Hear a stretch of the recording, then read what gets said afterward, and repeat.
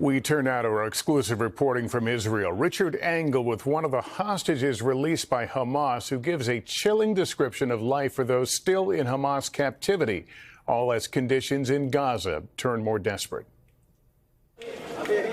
One of the first hostages freed by Hamas, 85-year-old Yocheved Lifshitz, tonight tells us time is running out to save the hostages still in Gaza. How concerned are you about the ones who didn't get out? The lack of air in the tunnels, as well as the shortage of food and medicine, could bring people to complete exhaustion, and they just won't make it. They need to get out today. Otherwise, they won't live. Yocheved was taken from her home in Nir Oz, a small kibbutz of 400 residents, where Hamas killed or kidnapped 1 out of every 4 people. We walked several kilometers underground. The ground was damp. The walls are wet. We walked there until we reached a large room they had prepared in advance. I don't know how many are still alive, especially the elderly and sick. They are not getting anything and barely enough food.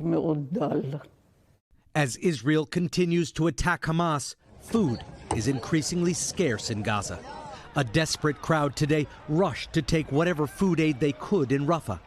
The UN says half of the population is starving and diseases are spreading. In southern Gaza, 15-year-old Ruheifa Bakr today tried to count the number of times she's been displaced. We are tired, so tired, we are begging for one bite, she says.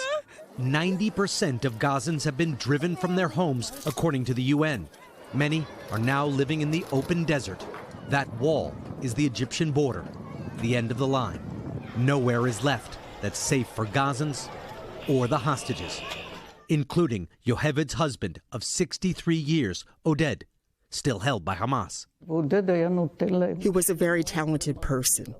He was a brilliant journalist. He is still an excellent economist. I don't want to say was in the past tense. Yocheved and her daughter Sharon tonight made an urgent appeal to Hamas, the Israeli government, and the United States, which vetoed a UN resolution for a ceasefire to release the hostages. There are sick people there who don't get the medicine they need. They won't last long. Only a negotiation can release and return them. Make a Christmas miracle. Make the Hanukkah miracle, and let us have our people back.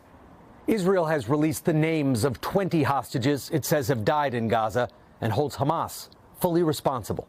Thanks for watching. Stay updated about breaking news and top stories on the NBC News app or follow us on social media.